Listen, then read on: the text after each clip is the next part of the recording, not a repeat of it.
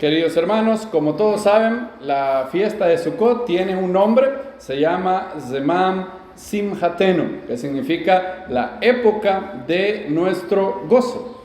El nombre no es accidental, sino que en la Torah dice que en esta fiesta tenemos que estar Ak Sameach, que significa verdaderamente alegre, se puede traducir también como solamente alegre, pero la mejor traducción es verdaderamente gozoso. Hay una gran diferencia entre la alegría, la felicidad y el gozo. Hay un famoso adagio o refrán en inglés. Se llama, creo que era hasta un refrán de los pañales Huggies. ¿Se acuerdan cuál era? Don't worry, be happy. Que significa, no te preocupes, sé que feliz.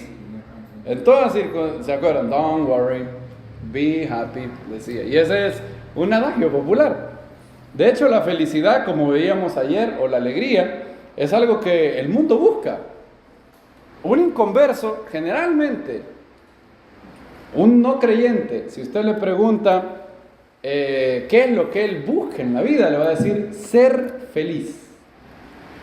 Ser feliz. Generalmente no le van a decir tener el gozo del Señor. No es ese. ¿Busca eso un inconverso? Muy raramente. El lenguaje del gozo es algo que ocurre en el corazón de un creyente. ¿Significa esto que la alegría es mala? Por Dios, no. Obviamente no. ¿La felicidad es mala? Obviamente no. Solamente que es algo muy bueno, pero que se queda corto. Adrian Rogers decía, la alegría es muy buena y la mejor alegría está cuando viene acompañada del gozo del Señor. En español no se ve mucho la relación, en inglés sí. La palabra, ¿alguien sabe cómo? Sí, sabe esto, sí lo saben. ¿Cómo se dice felicidad en inglés? Se dice happiness, ¿verdad? Happiness. La palabra para algo que sucede, algo que ocurre en inglés es happen. Ese es el verbo, happen. Happiness depends on what happens. La felicidad depende de las circunstancias, de lo que acontece. Fíjense qué curioso. Lo que acontece en inglés se dice happen. Felicidad se dice happiness. Es más, esa palabra happy que ustedes conocen, la raíz de la palabra happy es hap.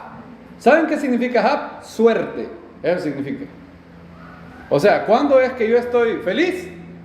Cuando me va bien, cuando tengo suerte. Por eso se ha hecho común, aún entre creyentes, decir esa frase que no está mal, tampoco está mal. Esta frase, me hizo el día tal cosa. ¿Ya no he oído eso? También viene del inglés, you made my day. Me hizo el día. ¿Qué decir? ¿Por qué decimos me hizo el día?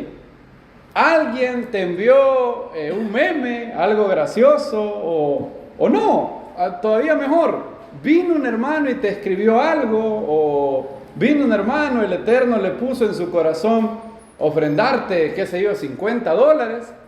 Y tú dices, me hizo el día el hermano. Me hizo el día. ¿Por qué decimos así? ¿Por qué la alegría llega en ese momento? Porque es algo que te aconteció, es algo que te acaeció, sucedió. Si no sucede, hubiera pasado esa alegría, no pasa esa alegría. Por eso la alegría es muy bonita. Pero hay algo mucho mejor, el gozo del Señor. Amén. Por eso no tenemos un mandamiento, nunca Dios ha dicho, estad alegres siempre. Eso sería imposible, sería imposible. No se puede estar alegre siempre. ¿Qué tal cuando estamos de luto? ¿Se puede estar alegre estando de luto? ¿Se te murió un ser querido? ¿Se puede estar alegre? No se puede estar alegre. ¿Estás cómo? Triste. Y la tristeza y la alegría son excluyentes. No pueden estar, al mismo tiempo no pueden estar ambas cosas. Ahora, fíjense qué curioso. En los momentos de tristeza no puede haber alegría.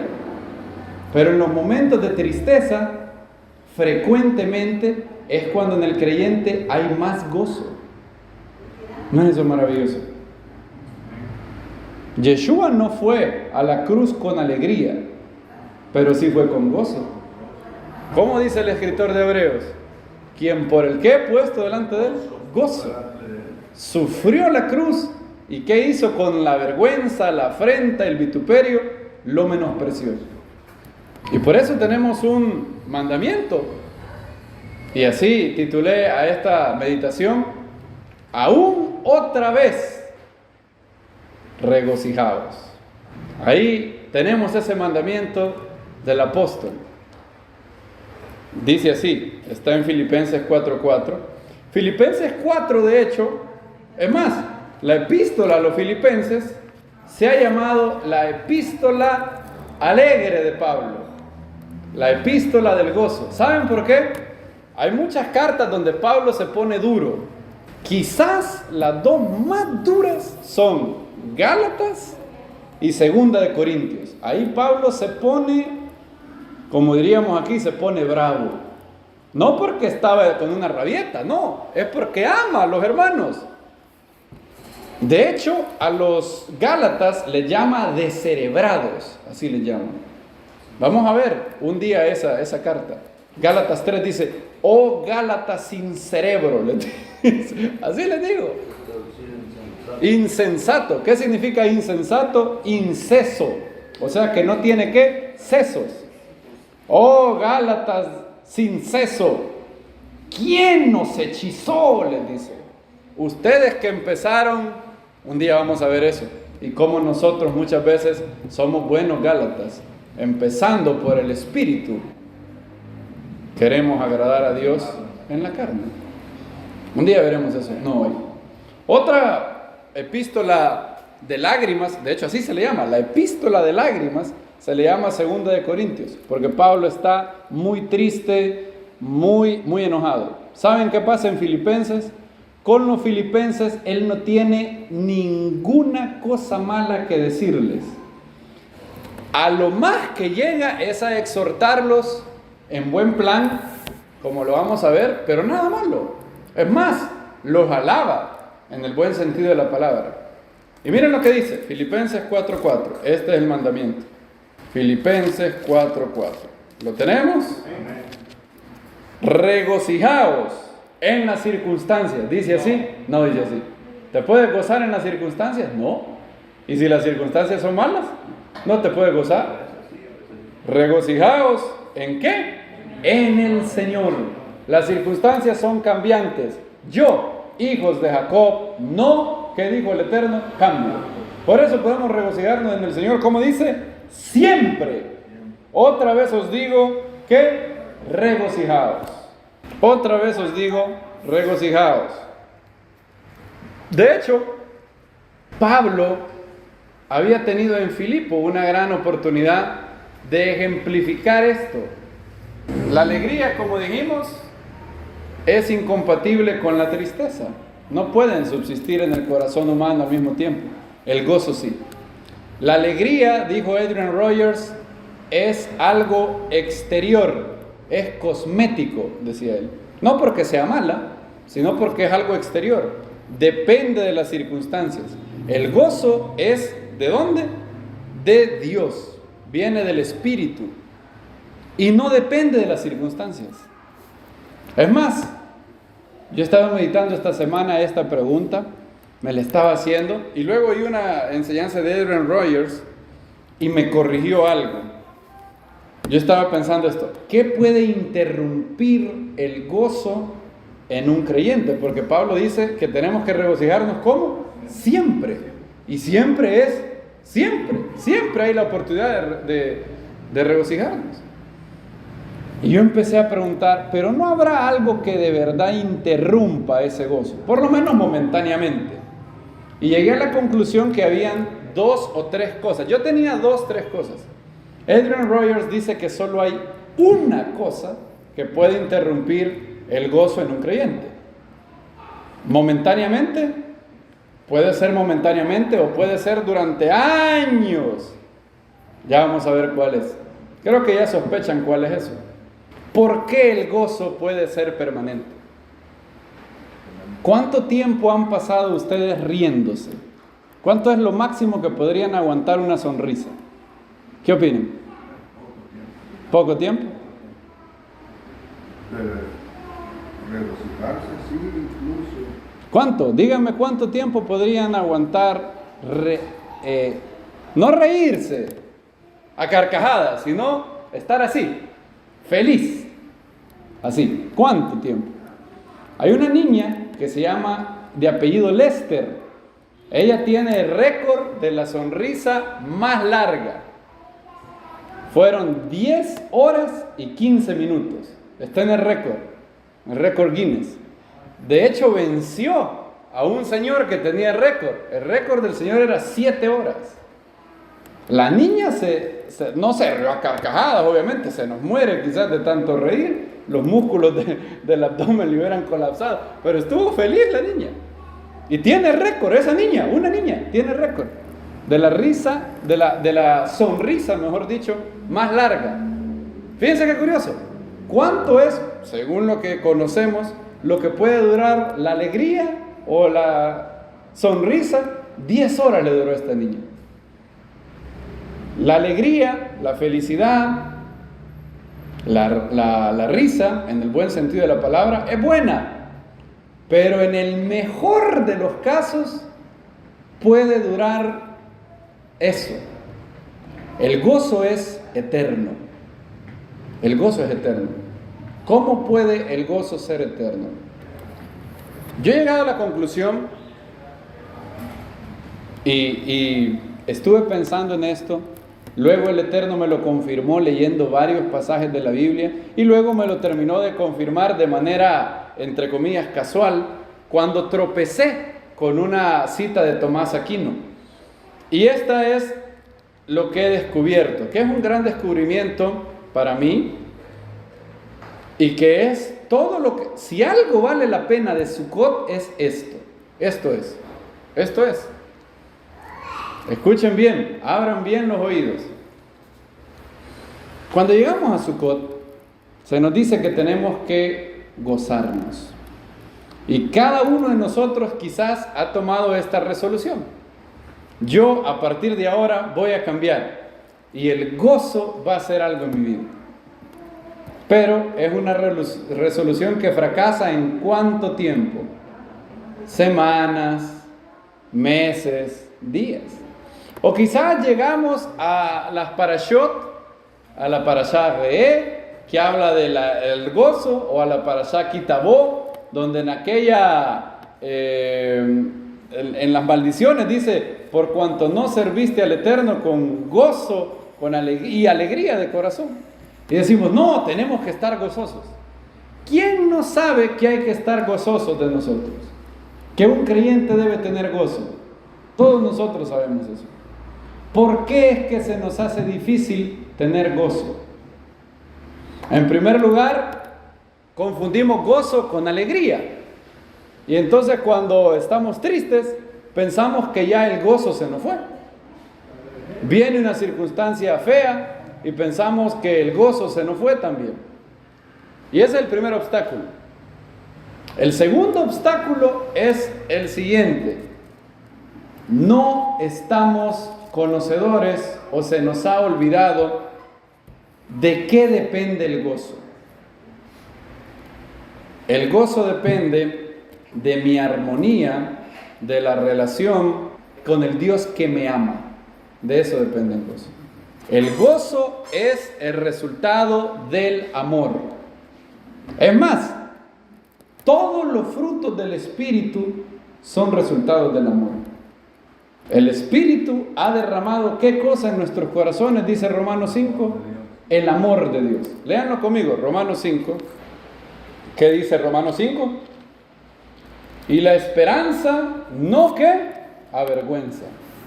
Cuando el mundo habla de esperanza, lo que el mundo entiende de esperanza es lo que ojalá pase. Ese es el concepto de esperanza del mundo. ¿A qué le llama esperanza la Biblia? A una esperanza basada en las promesas de Dios. Y ahí no es que ojalá pase, porque las promesas de Dios en Yeshua son ¿qué? Sí y amén. Bien. Porque el amor de Dios ha sido derramado en nuestros corazones ¿por medio de quién? El Espíritu Santo que nos fue dado. Claro, si usted no tiene el Espíritu Santo, si usted no ha nacido de nuevo, esto no puede pasar, es imposible. Lo primero que hay que hacer es nacer de nuevo. Pero si ya nacimos de nuevo, lo único, la clave para todos los frutos del Espíritu es todos los días entregarnos al Eterno de todo corazón, abandonarnos a Él diariamente y decir: Padre, que tu Espíritu esté conmigo hoy y que Él pueda sacar el amor que hay en mi corazón y que se manifieste en todos los otros frutos del Espíritu. ¿Y cuál es la primera consecuencia del amor?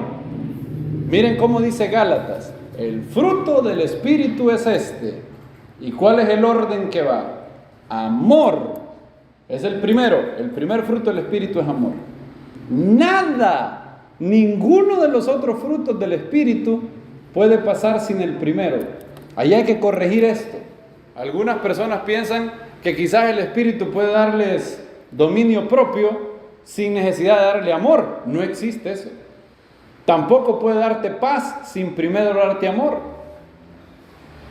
¿Cuál es el orden de los frutos del Espíritu en Gálatas? Miren conmigo, Gálatas 5 dice así. Gálatas 5, 22 dice: el fruto del Espíritu es ¿qué? Amor. Inmediatamente después del amor, ¿qué dice? Gozo. Entonces, ¿cuál es la clave para estar gozosos no solamente en Sukkot? Claro que en Sukkot, sino todo el año. Es permanecer en su amor. Permanecer en el amor de Dios. Poned el enfoque, la mirada en el Eterno, en Yeshua, el autor y ¿qué? Consumador de la fe. Si mi mirada está puesto en el amor de Dios, tengo gozo. Tengo gozo en cualquier circunstancia. Óiganlo bien, cualquier circunstancia. No. Yo no creo, hermano, que se pueda tener gozo en cualquier circunstancia. ¿Qué tal si ahorita me dice un doctor, le quedan 24 horas de vida? ¿Cómo puedo tener gozo en eso? Sencillo, en 24 horas de vida va a estar con el Eterno. Va a estar con el Mesías. ¿Dice amén a eso?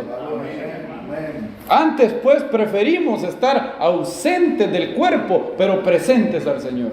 ¿Puede gozarse en que le queden 24 horas de vida? Sí, puede gozarse. ¿Por qué siempre puedo gozarme? Porque el Eterno siempre me ama. Por eso me puedo gozar siempre. Me llegó una carta del banco que dice que me van a embargar. ¿Puedo estar alegre? No.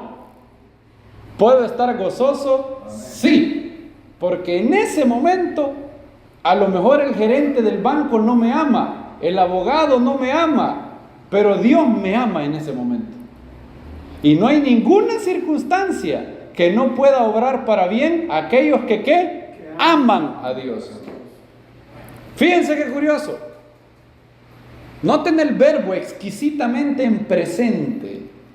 No es a los que amaron a Dios y ya no lo aman, todas las cosas les ayudan a bien. No es a los que amarán a Dios. ¿Qué dice Pablo? A los que aman a Dios en ese momento. ¿Estás amando a Dios en este momento? Todas las cosas ayudan para bien. ¿Por qué? Porque tú amas a Dios y Él te ama. Y nada te puede separar del amor de Dios en Yeshua el Mesías, Señor nuestro. Y como Dios me ama en este momento puedo estar gozoso. Fíjense qué fácil, qué simple es el gozo. Simple en el sentido de sin complejidad alguna. Gloriosamente simple y simplemente glorioso es el gozo. En cualquier circunstancia puedes gozarte. No, yo no creo eso de que si me embargan puedo estar con gozo. ¿Tiene un verso bíblico para comprobarme eso, hermano? Sí, Hebreos 10:34. Léalo conmigo. Veamos, ¿pueden embargarle su casa, llevarse sus bienes y seguir gozoso? Sí puede. Porque aún en ese momento Dios lo sigue amando, ¿o no? Hebreos 10:34.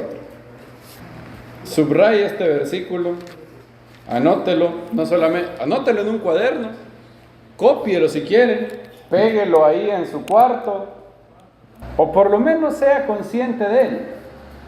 Hebreos 10:34. Cuando lo tengan me dicen amén. Voy a dejar que algunos lo busquen. Hebreos 10:34. ¿Ya lo tenemos todos, queridos hermanos? Oigan. Porque de los presos también os compadecisteis. Y oigan. Y el despojo de vuestros bienes sufristeis con gozo, sabiendo que tenéis en vosotros, oigan esto, ¿cuál es la clave para sufrir con gozo? Saber que tenéis en vosotros una mejor y perdurable herencia en los cielos. Te va a embargar el banco, ¿puedes estar gozoso? Sí, puedes estar gozoso, aquí dice que el despojo de vuestros bienes sufristeis con gozo. O sea que yo tengo la posibilidad en el espíritu de estar gozoso si se llevan mi tele, mis sillones, mi cama, todo eso. ¿Puedo estar gozoso? Sí puedo. ¿Y qué tal en una tribulación, hermano? ¿Qué tal en una prueba, en una tribulación? ¿Puedo estar gozoso? Sí podemos. Segunda de Corintios 7:4. Véalo conmigo. Segunda de Corintios 7:4. Mire este verso, otro verso de esos poderosos. Mucha franqueza tengo con vosotros, mucho me glorío con respecto a vosotros. O sea, Pablo está orgulloso, entre comillas, en el buen sentido de la palabra. ¿Se acuerdan que dijimos que este no es el orgullo que la Biblia prohíbe? Yo puedo estar orgulloso de un trabajo bien hecho, puedo estar orgulloso de ustedes.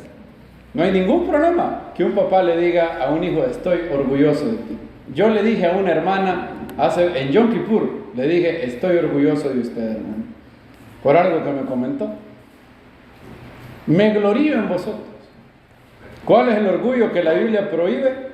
Aquel de ponerme a mí al centro, la vanagloria, buscar mi honra, estar ensimismado con mi honra. Ese es el orgullo que la Biblia prohíbe.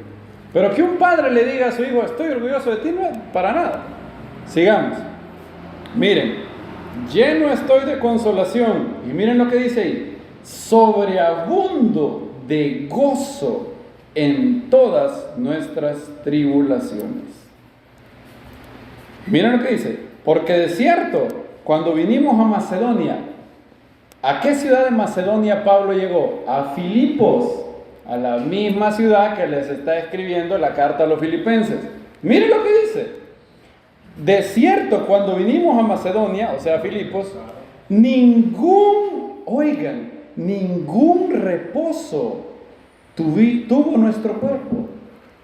¿Saben qué les hicieron en Filipos? Los azotaron con vara, le dieron con vara en la espalda, les dejaron hasta marcas. Y miren lo que dice Pablo, sino que en todo fuimos atribulados, de fuera conflictos, de dentro temores. Pero, ¿cuál es la clave? Dios, que consuela a los humildes. ¿A quién consuela Dios? A los humildes. ¿Eres orgulloso? No puedes tener consolación de Dios. ¿Tienes ojos altivos? Dios aborrece los ojos altivos. Los ojos altivos es la primer cosa que Dios aborrece en la lista de proverbios. Piensen en sus ojos altivos. ¿Cómo son sus ojos altivos, hermanos? Ay, no sé, yo nunca los he puesto, dirá alguno. Ese que dijo eso está más altivo que los ojos que tiene. Mis ojos altivos yo los descubrí. Son algo así, miren. Así son mis ojos altivos. ¿Han tenido alguna vez una mirada similar a esta ustedes? Véanse una vez en el espejo y hagan el ejercicio de hacer los ojos altivos. Y luego digan esto: Dios aborrece estos ojos. Dios, ayúdame a nunca jamás tener estos ojos. Y no solamente los ojos. Dios aborrece el corazón altivo. Los ojos altivos son resultado del corazón altivo. Y Dios consuela a quienes, dice, a los humildes. Entonces, en Hebreos 10 vemos que incluso si el banco me embarga, ¿puedo estar gozoso, sí o no? Sí, estoy gozoso. Bueno, ¿puedo hacerlo? Puede que no. Yo puedo perder mi gozo. ¿Cuándo pierdo mi gozo? Cuando me enfoco en las circunstancias y me dejo de enfocar en Dios. ¡Ey, momento! ¿Qué me está diciendo? ¿Que debo de olvidarme de los problemas? ¿Que debo de ignorar los problemas? No. Es más, estando gozosos es la mejor manera para resolverlos. ¿Saben qué hace la desesperación? ¿Saben qué hace la falta de gozo?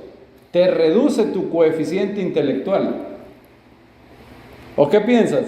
¿Piensas que con gozo eres menos inteligente o más inteligente? Mucho más inteligente. Tienes claridad. Cuando estamos desesperados, no podemos ver la solución que tenemos en las narices. Si no, pregúntale a Agar. Ahí estaba un pozo enfrente de ella. ¿Lo podía ver estando sin gozo? No podía. Gozo no es ignorar tus problemas. Gozo es estar gozoso mientras se resuelven. Ayer, aquí se nos metió el agua. Yo estaba gozoso a pesar de que se nos metiera el agua. ¿Quiere decir eso que ignoro el problema? No. En lo que se resuelve, en lo que el Eterno lo resuelve, estoy gozoso. Es más, y eso hace que tengamos el Espíritu. Y cuando tenemos el Espíritu en nuestros corazones, cuando no contristamos al Espíritu, tenemos inteligencia no natural, sobrenatural. ¿Tienes un problema en tu trabajo y pierdes el gozo? Tu inteligencia desciende. Ay no, y ya va a pasar esto, y ya va a pasar lo otro. Y te afliges, y te preocupas. ¿Cómo es? ¿Cómo funciona tu cerebro angustiado? ¿Mejor o peor? Peor. Yo no estoy diciendo, no malinterpreten. Gozo no es ignorar el problema. Gozo es ver a la cara el problema y decirle, mi Dios es más grande que tú. Y por eso estar gozoso. Y yo sé que Dios resolverá esto y lo ayudará para mi bien. Dios, tengo este problema, ¿qué quieres que yo haga? Padre, aquí está esta dificultad, ¿qué quieres que yo haga? Resuelve tú el problema, ayúdame a saber qué debo de hacer, pero yo estoy gozoso en esta situación. ¿Qué crees que va a hacer Dios con una persona con un espíritu así? Lo va a dejar desamparado. Así te dice lo que tienes que hacer. Incluso en mi trabajo, incluso en tu trabajo. ¿Tú piensas que Yeshua era carpintero y un carpintero, como decimos aquí, chambón? ¿No? Del Eterno vienen los tesoros de la sabiduría y la inteligencia. ¿Tienes una farmacia y tienes problemas? El Eterno te puede hacer el dueño de farmacia más inteligente del país. Tienes una panadería, el Eterno te puede dar inteligencia para inventar diseños, para inventar combinaciones de pan dulce, de pasteles que nadie ha pensado. ¿Qué otro negocio? ¿Qué sé yo? Tienes venta de queso. El Eterno te puede enseñar todo lo que necesitas para que tu negocio sea próspero. ¿Piensas que el Eterno no le da inteligencia a sus hijos para su trabajo? Claro que sí. Gozo no es negar el problema. Repito, es ver el problema directamente a los ojos y decirles, tú no me quitas mi gozo, porque mi gozo depende de Dios. Y mi Dios es más grande que tú. Eso es el gozo. El gozo depende del amor. Vean la sucesión en Filipenses 4. Yo les leí Filipenses 4:4 adrede. Ahora vamos a leerlo desde el 4:1. Y díganme si identifican la sucesión. ¿Qué viene primero? Es más, Hay una especie de sándwich en Filipenses 4. Miren cómo arranca Filipenses 4:1. Así que, hermanos míos, ¿qué dice después? Hermanos míos, amados. ¿Qué encontramos primero? Amor. Ok. Y deseados. ¿Qué encontramos después? Miren lo que viene después. Gozo y corona mía. Estad firmes en el Señor, amados. Otra vez amor. Es más, vieron que el gozo está en un sándwich de amor. Primero Pablo dice, hermanos míos, amados. Luego dice, gozo, corona mío. Y luego vuelve a decir, amados. ¿Qué es lo que hace que Pablo tenga gozo? El amor. Miren lo que dice después. Ruego a Evodia y a Síntique, así se llamaban dos hermanas, que sean ¿de qué? De un mismo sentir en el Señor. Pablo ha dicho a los filipenses que tienen que ser de un mismo sentir. ¿Se acuerdan que vimos eso en el Shabbat, verdad? Dice Filipenses 2:5, haya pues en vosotros este sentir que hubo también en el Mesías Yeshua.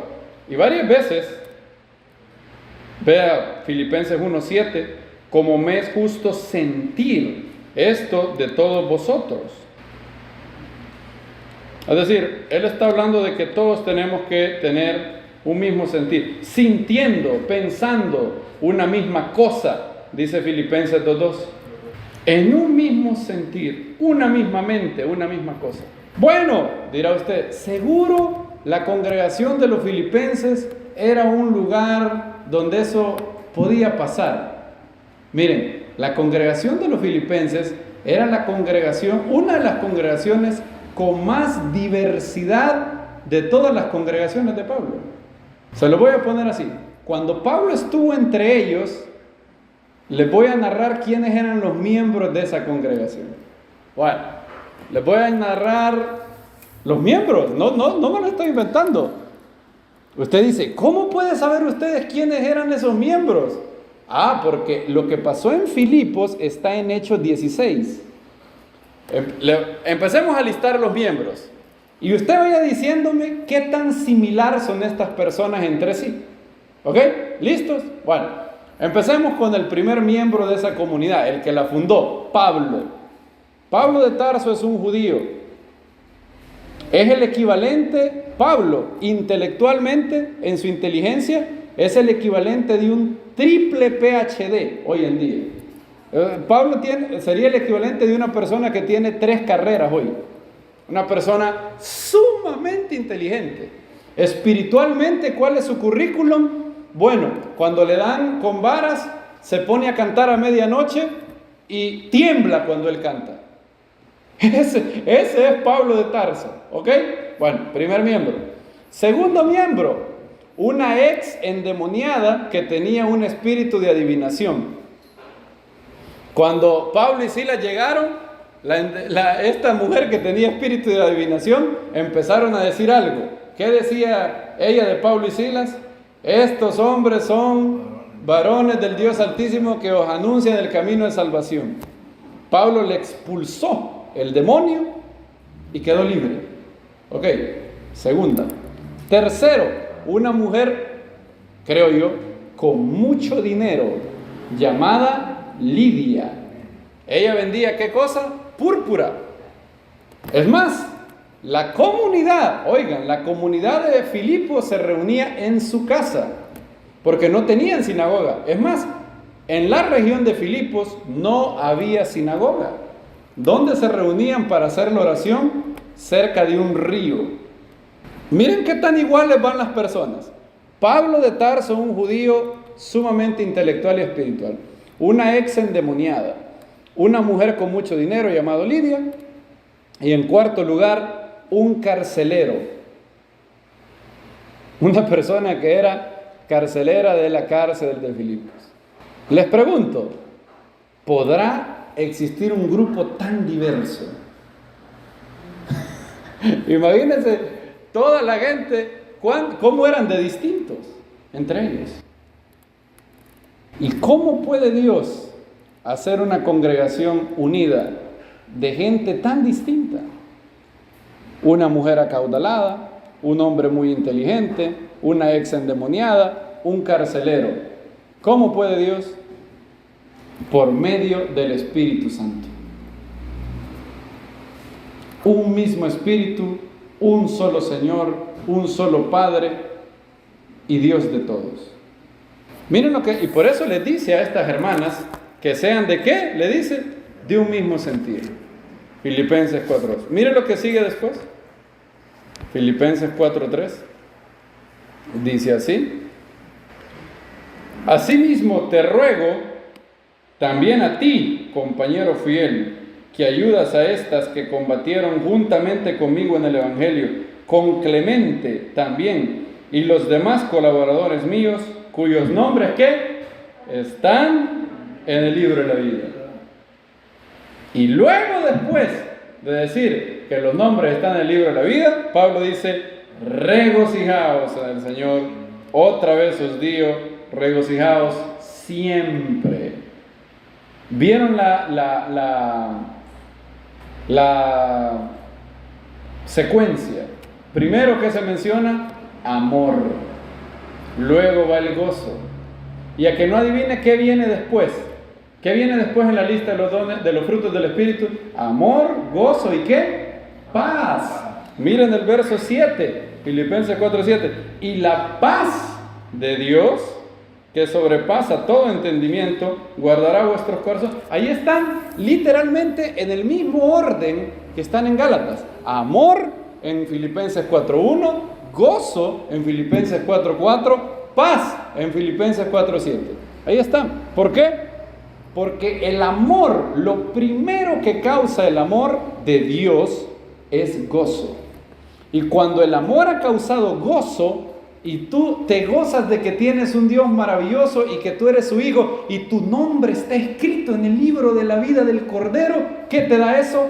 Paz, suprema paz, paz indescriptible. ¿Por qué te da paz? Porque tú no eres un esclavo de las condiciones. Torre fuerte, ¿qué dice el proverbio? Es el nombre del Eterno. A él correrá el justo. ¿Por qué? Porque es una torre, no se mueve. No se mueve. Dios es inamovible. En cualquier circunstancia podemos tener gozo. ¿Cuál es la clave? Permanecer en su amor. Permanecer amándole. Y creer que me ama. No decir que me ama. ¿Cómo puedes saber cómo está tu relación con Dios? Por tu gozo, por tu amor a Él. ¿Lo amas? ¿Amas a Dios hoy más que hace un año? ¡Qué bien! Entonces, si lo amas más, tienes más gozo. La alegría es un termómetro. ¿Qué hace el termómetro? Registra cuánta temperatura hay en el exterior. El gozo es el termostato. ¿Qué hace el termostato? Regula qué temperatura debe haber. Ese es el gozo, mis amados hermanos. Y en todo podemos estar gozosos. Espérenme, y si me dicen que me voy a morir, también. Y si me dicen que me van a matar, también podemos estar gozosos. ¿Cómo va a creer que voy a estar gozoso que me van a matar? Mire conmigo Filipenses 2. Filipenses 2, 17. Filipenses 2, 17. Fíjense qué curioso. Me pueden quitar mi vida, pero no mi gozo. Me pueden quitar mi casa, mis muebles, mis bienes materiales, pero no mi gozo. ¿No es eso maravilloso? El gozo te libera de la esclavitud de lo que te pasa. Pase lo que te pase, estás gozoso. No necesariamente alegre. De hecho, fíjense qué curioso. Pablo en Filipenses dice que él está gozoso. Y en pocos versículos dice que está triste. ¿Cómo puede estar triste y gozoso a la vez? Bueno, porque el gozo no es lo contrario de la tristeza. La alegría es lo contrario de la tristeza. Pero tú puedes tener gozo en medio de la tristeza. Es más, el Espíritu Santo te da más gozo algunas veces cuando estás triste. Porque estás triste y dices, Padre, qué circunstancia más fea, pero yo descanso en ti. Y el Espíritu Santo te llena de gozo, de paz, de amor, aún en medio de la tristeza. Filipenses 2:17, ¿lo tienen? Miren lo que dice Pablo. Aunque sea derramado en libación, o sea, aunque me maten, ¿delante de quién iba a compadecer Pablo? Delante de Nerón, quizás uno de los César más nefastos de la historia romana. Aunque Nerón me mate, miren lo que dice. En libación sobre el sacrificio y servicio de vuestra fe, oigan, ¿qué dice? Me gozo y regocijo con todos vosotros. Asimismo, gozaos y regocijaos también vosotros conmigo. O sea que, primero, Pablo me dice que incluso si lo van a matar, él no pierde su gozo. Y luego nos pide, fíjense qué curioso, que si lo matan, nos gocemos con él, en que lo mataron. Usted dice, ¿cómo puedo tener ese gozo? No puede. No es algo que usted pueda lograr. Es algo que solamente el Espíritu de Dios da. ¿Y cómo hago que el Espíritu lo haga? Entregándose todos los días, cada mañana, cada tarde, cada noche, cada hora. ¿Vas a tener una reunión difícil con tu jefe? ¿Qué haces? 5 minutos antes dices, Padre, tengo esta reunión difícil. Ayer tenía una reunión difícil, no con mi jefe, y antes no era con mi jefe. De hecho, no era difícil para mí, era difícil para la persona con la que la tenía. Y antes de tener esa reunión, bueno, de hecho algunos vinieron aquí al lugar de reunión, porque como me vine temprano, estaba trabajando desde aquí, antes de que empezara la festividad. Y antes de tener la reunión, oré. Y le pedí al Eterno, Padre, yo muero a mi ego. Ayúdame a hacer bendición para esta persona. Ayúdame a que tu espíritu fluya en mí y que tu amor, tu bondad, tu paz se manifieste. Y así. Recuerden lo que se decía de Dwight L. Moody. Dwight L. Moody nunca oraba por mucho tiempo, pero nunca pasaba mucho tiempo sin orar. Oraba cada momento. Yo no sé cuánto oraba, quizás oraba 4 horas al día, pero nunca oraba 4 horas de un centón. Oraba 20 minutos en la mañana, luego a las 9 volvía a orar otros 20 minutos, a las 11 si le salía un contratiempo volvía a orar, si tenía que aconsejar a un hermano oraba antes, si tenía que preparar una enseñanza oraba antes y así. Nunca oraba por largo tiempo, pero jamás pasaba largo tiempo sin orar. Dwight L. Moody. Y ese gozo permanente, eterno, está en nuestros corazones. Si usted nació de nuevo, usted tiene la posibilidad de tener ese gozo siempre. Pero yo no lo he tenido, hermano. Bueno, ¿por qué razón? Porque en el momento en que lo perdimos, quitamos nuestra mirada de Dios. Pusimos nuestra mirada en el problema. Y obviamente Pablo no dice regocijaos en su problema. No dice eso. Yo me enfoco en el problema. ¿Qué viene? Preocupación, temor, ansiedad. Yo me enfoco en Dios. ¿Qué viene? Paz, gozo. Y viene también algo, la solución al problema. Porque aquí alguien puede pensar, el hermano, ¿por qué no ha tenido mis problemas? He tenido otros. Y algunos mucho más. Pero usted quizás no ha tenido la magnitud de mis problemas. Bueno, quizás, pero Pablo sí. Es más, usted no ha tenido la magnitud de los problemas de Pablo. ¿Ha estado usted preso por buena gente y a punto de que lo maten por causa de la buena nueva? ¿Ha tenido usted ese problema alguna vez? Nunca. Y si él puede decirle que estaba gozoso en esa cárcel, ¿cómo no va a estar gozoso usted? Si a la par de los problemas que Pablo tuvo, nuestros problemas son cosas de niños. ¿Por qué? Porque no son grandes. No, porque Dios es más grande que ellos. Por eso son cosas para Él es cosa de niños. Pagarle una deuda, para Dios es cosa de niños. ¿Y por qué no lo hace? ¿Se ha regocijado en Él? ¿O se ha preocupado en su problema? En los últimos meses, ¿cuánto tiempo ha pasado deleitándose en el Eterno? ¿Y cuánto tiempo ha pasado preocupado por su problema? Bueno, ahí está la respuesta de por qué esa deuda no se paga. Tomás Aquino dijo lo siguiente, dice: al acto del amor le sigue siempre el gozo, pues todo aquel que ama se goza en la posesión de su amado.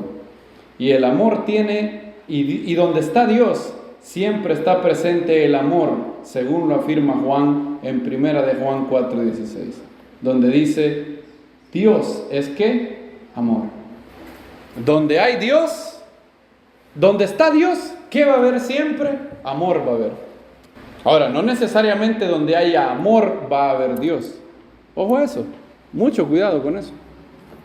¿Cómo es ese trabalengua, hermano? No, espérame, no le entendí muy bien eso. ¿Cómo es eso de que donde está Dios siempre hay amor, pero no necesariamente donde hay amor está Dios? ¿Así es? ¿Qué tal si alguien ama la heroína y el crack? Lo ama con todo su corazón.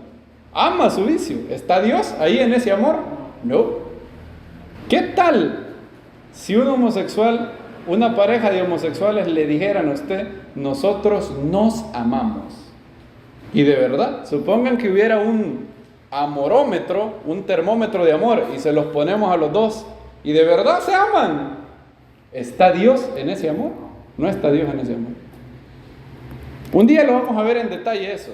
Ahorita se los menciono así de pasadita. C.S. Lewis lo dijo así como era él, con esa agudeza mental de resumir lo que yo diría en una hora, en un minuto. Él dijo lo siguiente: el amor comienza a ser, en el momento que el amor se vuelve un Dios, comienza a ser un demonio, dijo C.S.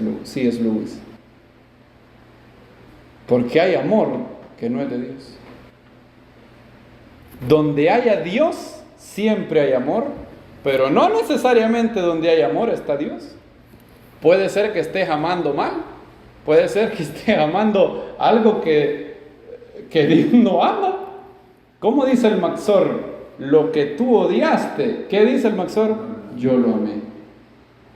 Entonces no necesariamente todo amor es de Dios. Donde hay Dios siempre hay amor, pero no donde hay amor siempre hay Dios. Es distinto. Como dicen, todos los hindús son vegetarianos, pero no todos los vegetarianos son hindús. El amor, ¿estamos llamados a amar nosotros? Amén. Sí, pero a amar en el amor de Dios. No amar en mi estilo de amor, o no amar separado de Dios.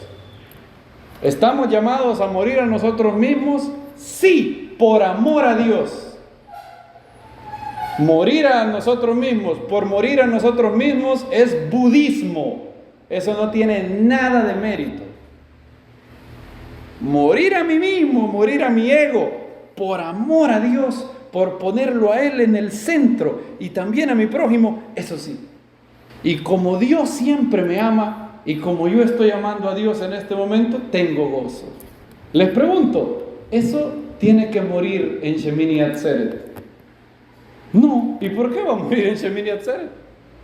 ¿O Dios me va a dejar de amar el día que Shemini Atzeret termine? No.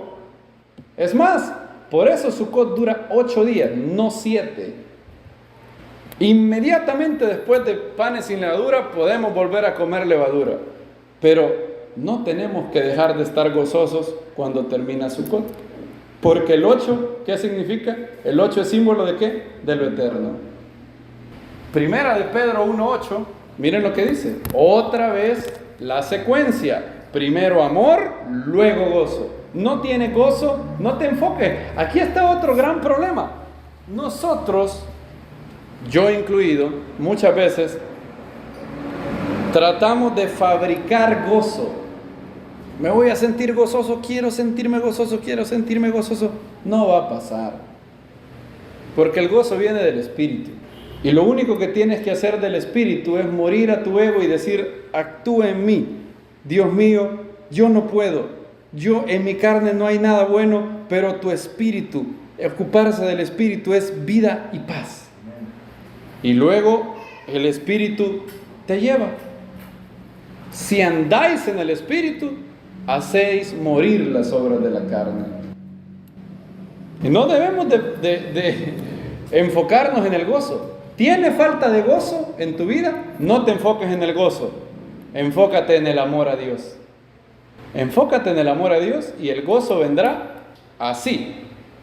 No puede haber amor a Dios que no produzca gozo. Siempre produce gozo. Siempre. Vean lo que dice Primera de Pedro 1:8. Otra vez la secuencia. Primero amor y luego gozo. Primera de Pedro 1:8. Este verso no lo traía preparado, pero lo leí hace unos minutos y dije, wow, aquí está otra vez. Primera de Pedro 1:8. Miren, tenemos Primera de Pedro 1:8. A quien amáis, otra vez, a quien amáis sin haberle visto, en quien creyendo, no diciendo que crees, no profesando que crees, no queriendo creer, no, creyendo, está en tu corazón de corazones, crees de todo corazón. Entonces, aunque ahora no lo veáis, tenéis gozo inefable y glorioso. ¿Qué viene primero? El amor. Como consecuencia de que le amamos, de que creemos en Él, de que confiamos en Él, ¿qué viene? Gozo. ¿Cuántos dicen amén? Amén. ¿Y cómo podemos? ¿Cuál es la base para tener ese gozo? La gracia de Dios. ¿Cuál es el enfoque? Dios y su amor. ¿Y cuál es el medio por el cual acceder a ese gozo? La fe. Fe, no la fe únicamente de cuando nacimos de nuevo. Hay gente que piensa, yo no pensaba eso, pero me di cuenta el énfasis, y está bien, lo vamos a ver un día bien, lo dije aquel día. Dice Francis Schaeffer que desde un punto de vista, el nuevo nacimiento es el aspecto más importante de nuestra vida. Porque en el nuevo nacimiento nos convertimos en hijos de Dios. ¿Sí o no? Ahí nos hicimos hijos de Dios. No nos hicimos, Él nos hizo hijos de Dios. Y en ese aspecto, el nuevo nacimiento es lo más importante de todo. Ahí nuestra culpa eterna fue pagada. Con una sola ofrenda fuimos hechos, como dice, perfectos. Estamos completos en Él, dice Colosenses. Nunca va, déjenme ser bien claros, jamás somos más salvos de la culpa del pecado un minuto después, nunca más. La salvación de la condenación del pecado es de una vez y para siempre en el nuevo nacimiento. Entonces, desde un punto de vista, el nuevo nacimiento es lo más importante. Ahora, él compara, Francis Schaeffer, en verdadera espiritualidad, compara el nuevo nacimiento con el nacimiento que tenemos físico. Desde un punto de vista, el día que nacimos es el momento más importante de todos. Sí, porque si no hubiéramos nacido no estuviéramos aquí en este mundo. Pero desde otro punto de vista, fíjense bien, desde otro punto de vista, el nacimiento no es lo más importante porque solo fue el inicio. Lo más importante es minuto a minuto, hora tras hora, ¿qué estamos haciendo en esta vida? Yo antes oraba cuando agradecía al Eterno en la mañana. Agradecía al Eterno, todavía oro así, lo que pasa es que le he añadido algo. Fíjense cómo oraba. Yo oraba así: Padre, gracias por la salvación que me diste en Yeshua nuestro Mesías, cuando nací de nuevo. ¿Cómo están esos verbos? En pasado. Gracias por la salvación que me diste allá en el año 2006. lo cual es bueno. Sin eso yo no sería hijo de Dios, y es muy bueno. ¿Saben qué hice? Le añadí algo: y gracias porque hoy me salvas del poder del pecado, por la fe. Hoy seré salvo del poder del pecado. El Espíritu no solamente me salvó en el año 2006 de la condenación del pecado, me salva hoy del poder del pecado. Hoy, en este momento. Y en ese sentido, ¿cuándo es el día más importante? Hoy. Porque el nuevo nacimiento ya pasó. Pasó en el 2006. O bueno, en tu caso no sé en qué año. Y es maravilloso. Agradecemos a Dios por eso. Sin el nuevo nacimiento nada de esto es posible. Pero ¿cuál es el único día que tenemos? Tenemos el hoy. Nada más. Si pues escucháis vuestra voz, no endurezcáis vuestro corazón. ¿Cuándo dice el Salmo? Hoy. Hoy soy salvo del poder del pecado. Ya fui salvo de la condenación del pecado. Pero hoy voy a tener tentaciones. Hoy voy a tener probablemente pruebas. Hoy voy a tener oportunidades de hacer mal. ¿Y qué voy a hacer hoy? Ser salvo del pecado hoy. ¿Y cómo se hace eso? Por la fe. La fe no es solamente para nacer de nuevo. La fe también es para hoy ser salvo del pecado. Para hoy estar con gozo. Para hoy amar a Dios. Y mañana, bueno, mañana va a ser el hoy de mañana. Y mañana, ¿qué voy a hacer otra vez? Lo mismo otra vez. Porque en el Evangelio, dice Pablo, la justicia de Dios es de fe y para fe. Oigan eso, de fe y para fe. Yo no entendía eso antes. Con todo y lo glorioso de ese verso, porque fue el padre de la Reforma, Martín Lutero lo enfatizó, pero el verso no está hablando de cuando nacimos de nuevo, solamente. Dice, porque el justo por la fe, ¿qué? Vivirá. Noten que no dice, el justo por la fe será justificado.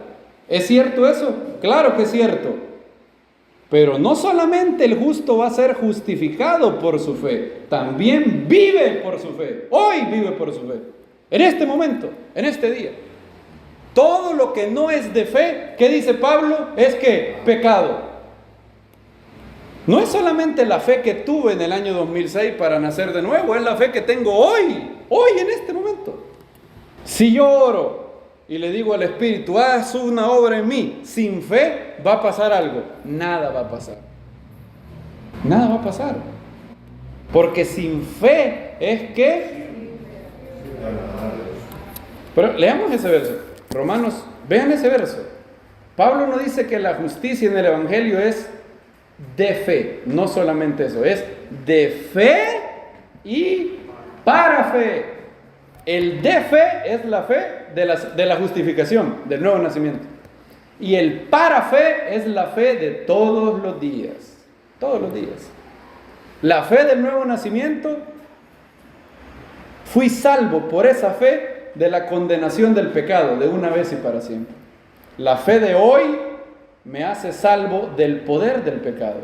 Si dejo que el Espíritu trabaje en mí. Un día de estos, ¿qué día fue? Ya no me acuerdo. Un día de estos les confieso un pecado que hice. Un día de estos, por salir arrebatado, no oré en la mañana. En toda la semana, oigan, en toda la semana fue el único día que no oré en la mañana. ¿Saben qué pasó? En la mañana el Eterno me puso dos pequeños inconvenientes. ¿Saben qué pasó? Me enojé. Tampoco es que agarré a patadas a alguien o aventé el celular. No, tampoco así. Pero perdí mi paz, mi gozo. En la misma mañana. A las 2 de la tarde, el Espíritu Santo me habló al corazón. Y me dijo, ¿tú sabes por qué pasó eso hoy? ¿Tú crees que la oración de ayer te va a proteger te va a dar la gracia, la fe, el dominio propio para los problemas de hoy. No, chiquito. Aquí no es tome su cruz una vez y ahí se olvida. Tome la cruz todos los días. Todos los días. ¿Saben qué hice? Empecé a orar ahí mismo. Y le pedí perdón a Dios por no haber orado ese día, por no haber muerto a mi ego ese día, por no haberlo puesto a Él y al prójimo ese día. Y le dije, lléname otra vez con tu espíritu y haz que tú estés al centro. Y que tu espíritu me vivifique. Porque tu espíritu es el que vivifica. El mismo espíritu que resucitó a Yeshua de entre los muertos. ¿Qué dijo Pablo? Vivificará vuestros cuerpos mortales. Eso no es solamente en la resurrección. ¿O usted piensa que Pablo está hablando ahí de la resurrección? No, el contexto demanda que no es la resurrección, porque en el versículo anteriores dice que ocuparse del Espíritu es vida y paz en este mundo. ¿Cómo hago para que mi cuerpo sea vivificado? Dándole paso al Espíritu. Vamos a hablar de eso después, en otro día de Shabbat. Y vamos a ir a Romanos 1:17 para ver eso. No se olviden de eso, de fe y para fe. Porque no me avergüenzo de la buena nueva, porque es ¿qué? Poder de Dios. ¿En dónde radica el poder de Dios? En la buena nueva de salvación. ¿Y qué obtengo yo cuando soy salvo? ¿Con qué me sella el Eterno mi corazón? Con el Espíritu Santo. Ahí radica el poder. No en ti, no en mí, en el Espíritu. Para salvación a todo aquel que cree, al judío primeramente y después, y también al griego. Miren lo que dice. Porque en el Evangelio, en la buena nueva de salvación, la justicia de Dios se revela por fe y para fe. No solamente por fe, sino para fe. Como está escrito, mas el justo por la fe vivirá. Con todo y lo maravilloso que este verso fue en la Reforma y para Martín Lutero, el verso aquí no está hablando solamente del nuevo nacimiento. Está hablando del nuevo nacimiento y de mi vida diaria. La parte por fe es el nuevo nacimiento.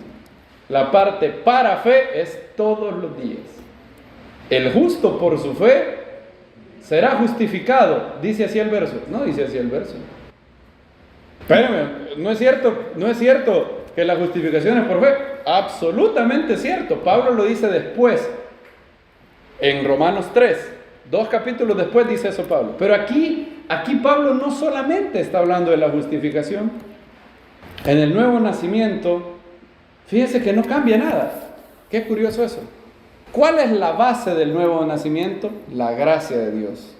¿Cómo yo obtengo el nuevo nacimiento? ¿Cuál es el medio para nacer de nuevo? La fe. Es decir, del lado de Dios, la base es su gracia. ¿Cómo yo accedo? ¿Cómo yo recibo el nuevo nacimiento? Por fe. Porque por gracia, ¿qué? Sois salvos. ¿Por medio de qué? De la fe. Ok. ¿Cuál es la base para nuestra santificación? La gracia de Dios. ¿Y cuál es el medio para la santificación todos los días? El día de hoy, la fe también. También. ¿Por qué creen que Pablo dice? En el Evangelio, la buena nueva de Dios se manifiesta, la justicia se manifiesta por fe en el nuevo nacimiento. ¿Y qué? Para fe, la fe de todos los días. ¿Significa eso que los mandamientos están abolidos? ¿Qué dice Pablo? De ninguna manera. ¿Por la fe invalidamos la ley? No. ¿Qué hacemos por la fe? La cumplimos. ¿Somos salvos por gracia? Sí. ¿Y somos santificados por qué? Por gracia también. ¿Y qué nos lleva a hacer esa gracia? Cumplir los mandamientos. Como resultado de haber dejado que el Espíritu actuara en mí. Supongan que tenemos el mandamiento de no burlarnos de un hermano. ¿Tenemos ese mandamiento? Pero claro que sí. Está en Efesios. que no tenemos que hacer ninguna broma pesada a un hermano. Jamás burlarme de alguien. ¿Tiene Dios alguna palabra bonita para un burlador en algún versículo de la Biblia? Ninguna. Ninguna. Agarremos ese mandamiento, digamos, no burlarme. O el mandamiento de no hablar mal de mi hermano. Y nos enfocamos en el mandamiento. Supongan que nos enfocamos en el mandamiento. Y estoy diciendo, no me tengo que burlar del hermano, no me tengo que burlar, no me tengo que burlar, no me tengo que burlar. Van a pasar una de dos cosas. Supón que te va bien y no te burlas del hermano. Ya no te burlas del hermano, nunca más. ¡Qué bueno! Pero ves a otro hermano que se sigue burlando de las penas del otro. Y tú estás enfocado en el mandamiento. Tu orgullo, el pecado que mora en ti, va a utilizar el mandamiento como fuente ¿de qué? De ego, de menosprecio. Y te va a hacer pensar esto. Yo ya cumplo eso de no burlarme del hermano, de no hablar mal de él, no como esa otra hermana que todavía lo hace. Si te enfocas en el mandamiento, va a haber un terrible problema. ¿Por qué razón? ¿Porque el mandamiento es malo? No. El mandamiento, dice Pablo, es tres cosas. Santo. ¿Qué otra cosa? Justo. ¿Y qué otra cosa? Bueno.